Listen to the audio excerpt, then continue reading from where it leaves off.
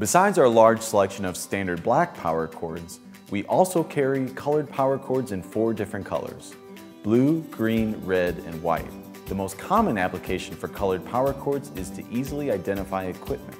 For example, if you're operating a larger server, you can color code your different servers. This will prevent you from accidentally disconnecting the wrong equipment. You can also use it to identify different components in the same rack. Firewalls can be one color, Exchange servers another, and so on. The options are limitless. This is a NEMA 5-15P to C13 colored power cord. It features a NEMA 5-15P connector on one end and an IEC C13 connector on the other. It is available in blue, green, red, or white, and is most commonly used to connect a computer to a surge protector or wall outlet. For all your power needs, choose Show Me Cables.